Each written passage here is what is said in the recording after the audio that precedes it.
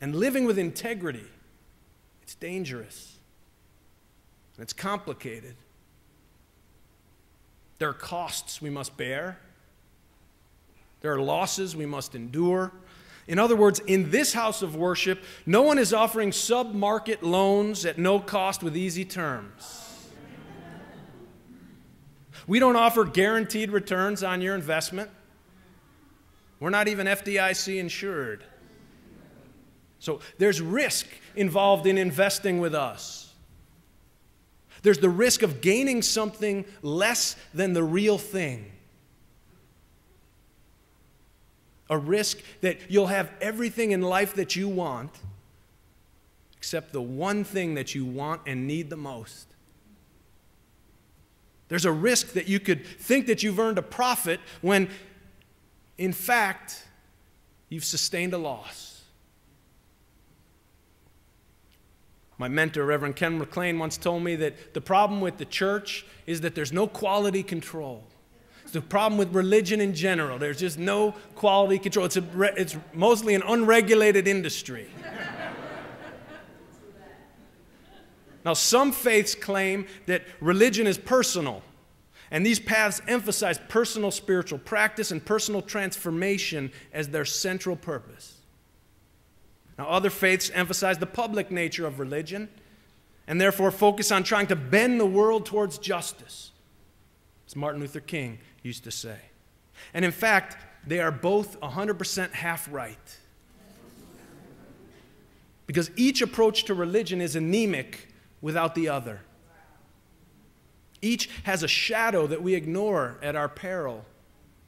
You know, religion that's overly focused on spiritual practice, spiritual transformation, overly concerned with the invisible things, can lead to an addiction to transcendence. People can become intoxicated by their personal spiritual lives, and it can be just as much of an escape as any other addiction. We've all met such people. People whose religion makes them aloof in a world that is riddled with genocide and sexual abuse and AIDS orphans and hungry children, gang violence and tsunamis and terrorism and war. The danger of an overly spiritual or overly mystical focus in religion is that people can become intoxicated by transcendence.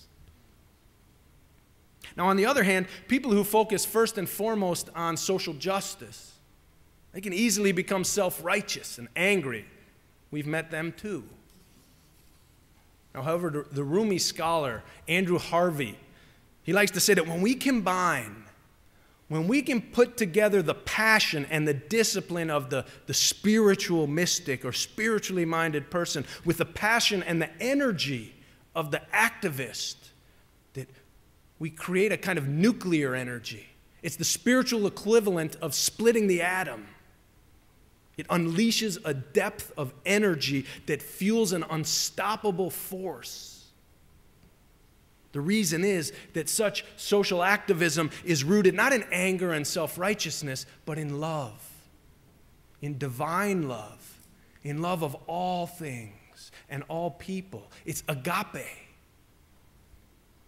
Now, doing the spiritual work, the prayer, the singing, coming to church, meditation, whatever path, but doing that spiritual work helps us to cultivate this fearless love. It helps cool us down when we get too hot.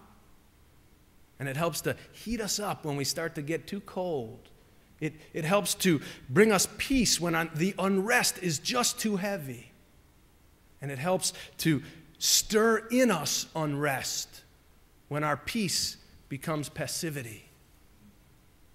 Now, spiritual practice, it helps to create a kind of alchemy which turns our fear and our anger into fearless love. And there's nothing more dangerous to the status quo than fearless love. That's the kind of love that animated Jesus and Martin Luther King Jr. and Mahatma Gandhi and Dorothy Day and Dorothea Dix. And that's the kind of love that we are called to cultivate and that we are called to give away. That's what it means, that love is the spirit of this church. Now, there will be times when this church will be our staff and our comfort and peace as we walk through the valley of the shadow of death or despair. But there must be other times when the church will reflect what the God of Deuteronomy chapter 32, verse 11, who is like an eagle that stirs up its nest, that flutters over its young. It will stir us up and it will push us out of the nest. Or in the words of Rumi that we heard earlier, we are called to load our ship and set out, even when you don't know whether the ship will sink or reach the harbor. We must risk the ocean. It's much more important than losing or making money. It's about your connection to God. So work in the invisible world at least as hard as you work in the visible. And be companions with the prophets. And we must choose our traveling partners very carefully. There will never be a shortage of voices and backseat drivers clamoring to tell us which way to go. The key is to have faithful guides and worthy companions. Because in the end, what have you profited if you've gained the whole world but lost your soul? And it is onto this journey, onto the heights and into the depths of spiritual maturity, through tending the invisible as well as the visible things, that we are invited once again every time we walk through the doors of All Souls. May its peace and its unrest be upon you this morning and all the days of our life together. Amen.